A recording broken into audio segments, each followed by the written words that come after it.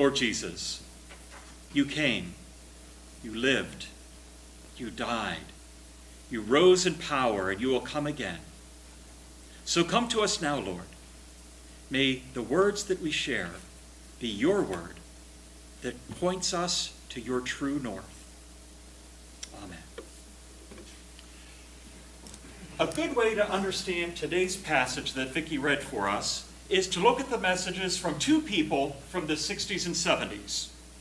One of the people is someone you've heard of. The other one you probably don't know about. So I'm going to start with the unfamiliar one first. Michel Foucault. Raise your hand if you've ever heard of Michel Foucault. Because you said it earlier today. Oh, okay, because I said it downstairs. All right. Michel Foucault was a prominent French philosopher who did his work from roughly the mid-50s to the mid-80s. And he studied everything from how we use language to how we punish criminals.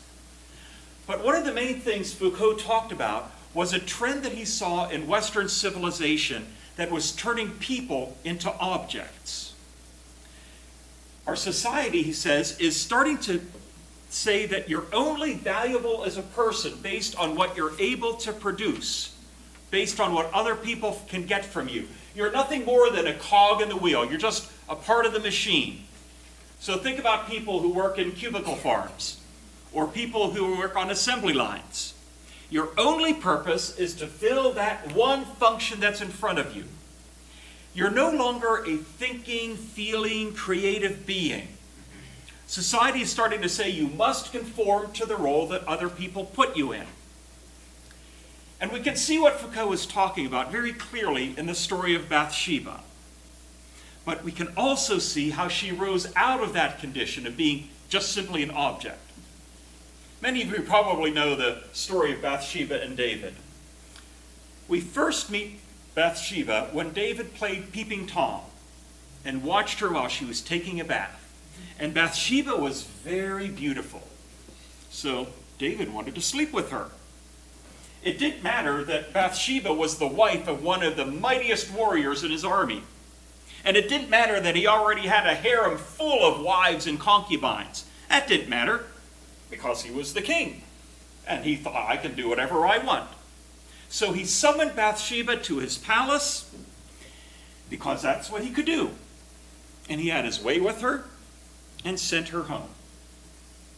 A while later, Bathsheba sent a message to David telling him that she was pregnant.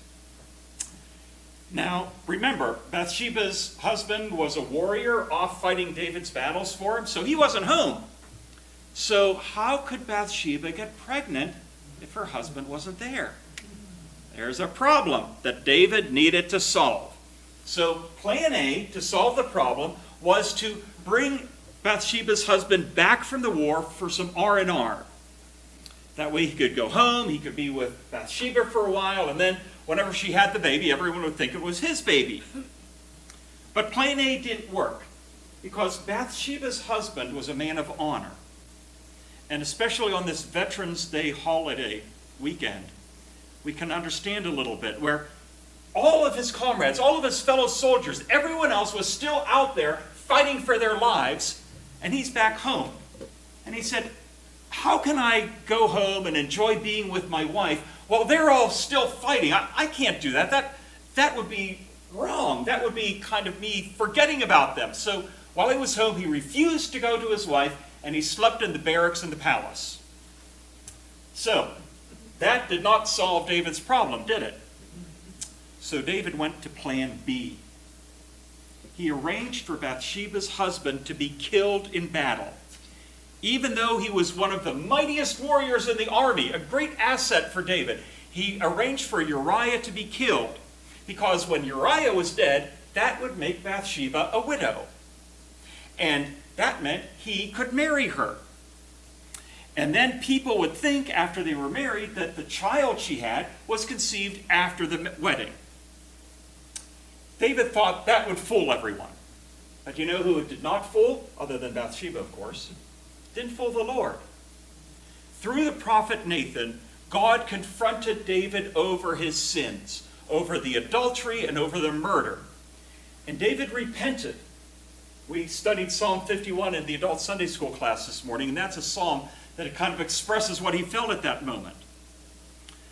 But God still was going to punish him for the adultery and told him, the child that Bathsheba is going to give birth to is going to die. And sure enough, the baby was born, the son. He got sick, and after 7 days, the baby died. So, what does this mean for Bathsheba? Well, first of all, she was forced to have sex with the king. And we have a word for what it means when you are forced to have sex against your will. What do we call it? Rape. She was raped, and then she became pregnant to her rapist. I cannot even imagine how traumatic that would be. That's bad enough. Then her husband is killed, and she is forced to marry her rapist. And the one good thing that came out of this whole mess, the one thing she could cling to, was the baby boy that she had. And guess what? Her baby dies. So, what does all this mean for Bathsheba? It doesn't matter.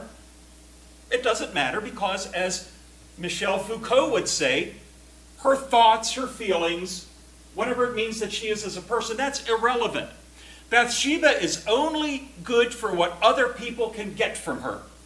And in this case, have sex with her. She was treated as an object the whole way through this. And as the Bible tells us this story, the narrator makes sure we get the point that Bathsheba was basically meaningless. She was just an object. We get that point because when the Bible tells us a story, we hear Bathsheba's name when she's first introduced, when David says, hey, who's that looker down there? But the rest of the way through this entire story, she is never mentioned by name. She's always called the woman or Uriah's wife. Never referred to as herself. Bathsheba was a passive object upon whom things were done to her. The first time she was called by name in this story is after her baby dies and David comforts her. That's the first time that she is treated as a person and recognized that she actually is a person. It's the first time that anyone actually shows any caring about her herself. So Bathsheba had a second son with David, and his name was Solomon. And David had a soft spot for Solomon, and he named Solomon as his heir. Maybe this is part of his way of maybe atoning for what he'd done to Bathsheba.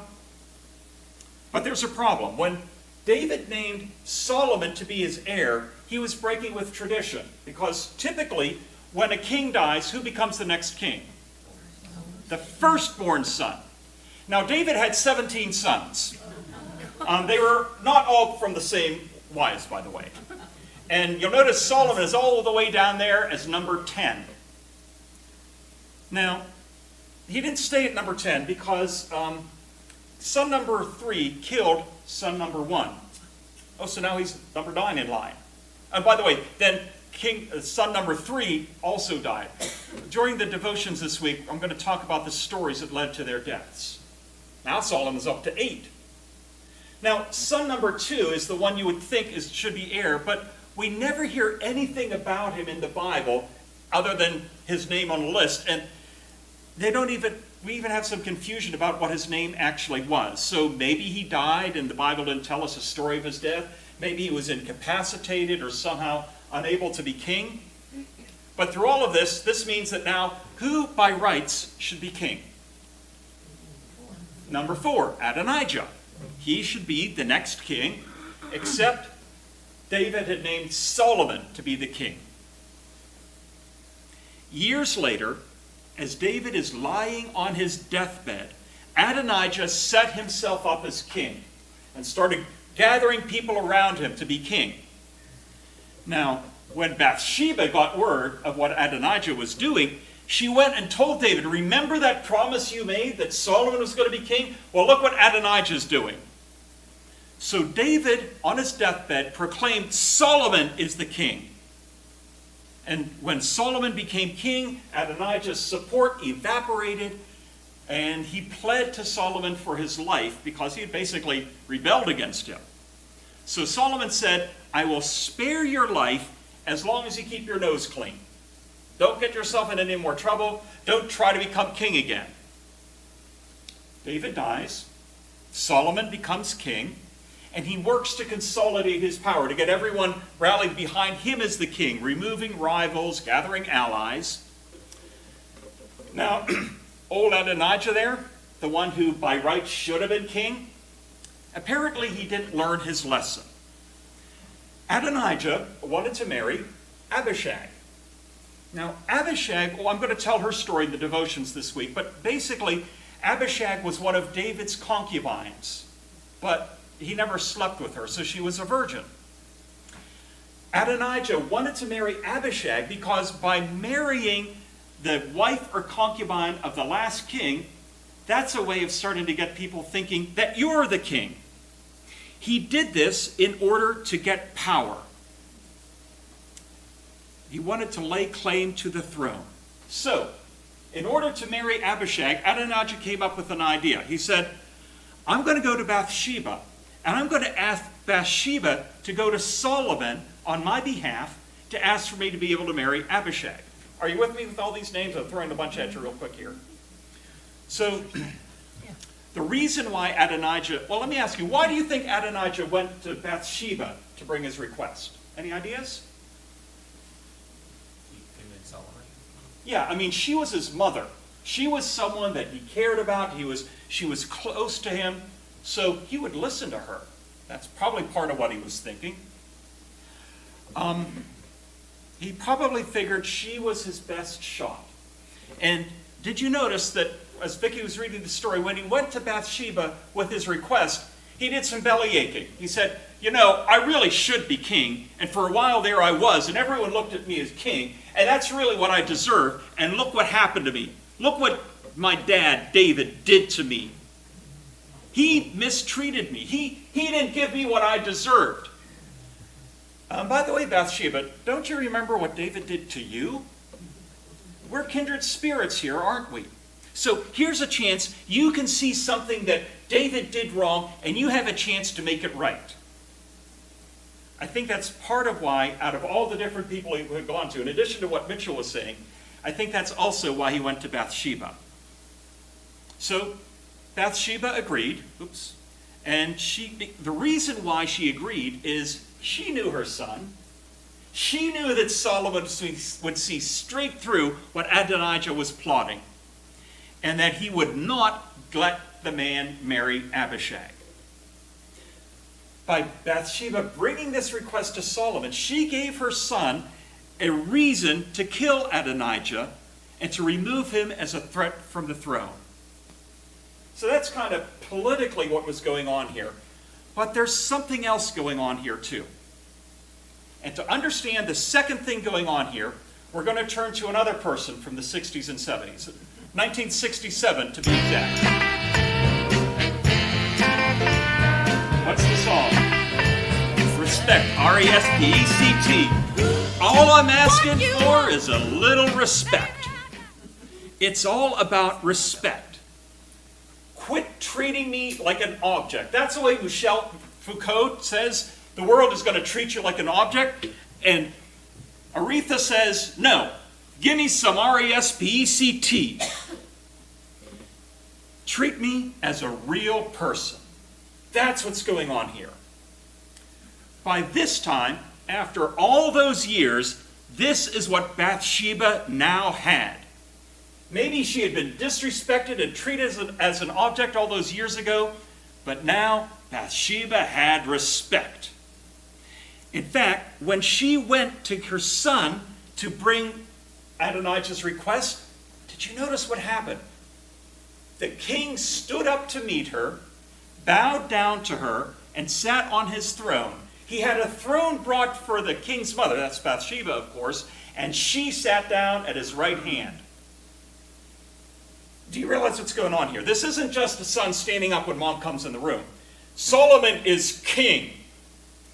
When people come into his presence, they're the ones who stand up. They're the ones who bow down. A king doesn't stand up and bow down for anyone.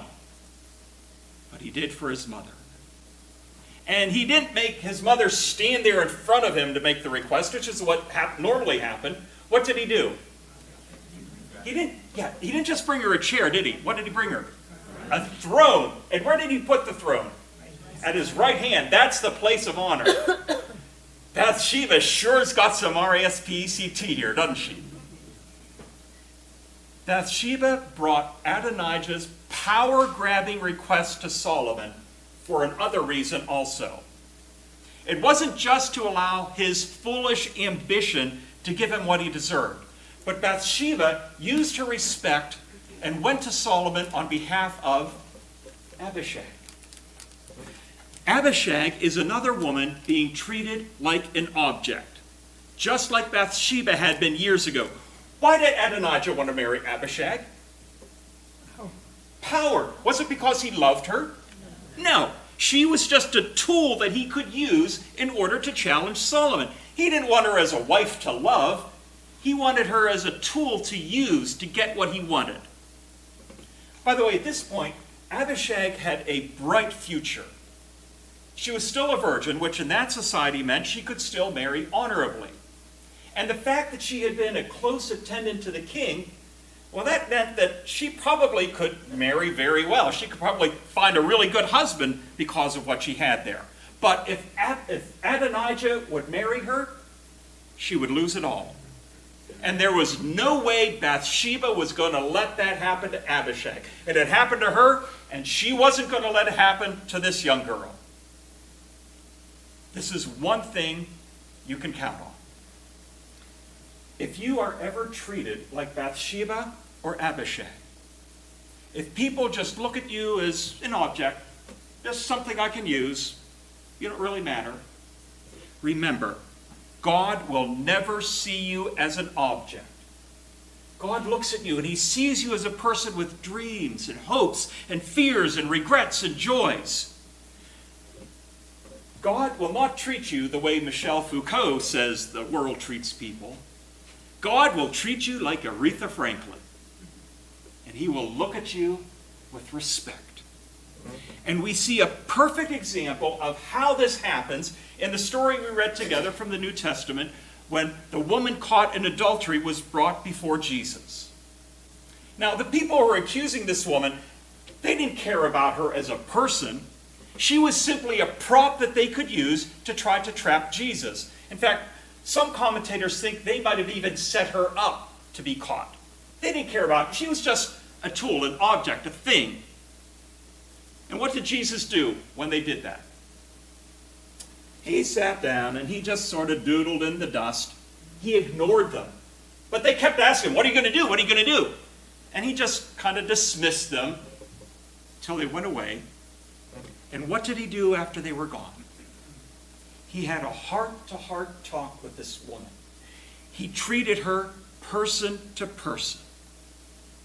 And that is what God does for each of us. No matter what you've done, no matter what people are doing to you, no matter how other people may look down on you or ignore you, God will never do that. God will be for you what Bathsheba was for Abishag. Toward the end of our service, on our affirmation of faith, we're going to read portions of what's called the Belhar Confession. We've been kind of looking at different statements of belief that we Presbyterians have. The Belhar Confession was written in South Africa during the years of apartheid.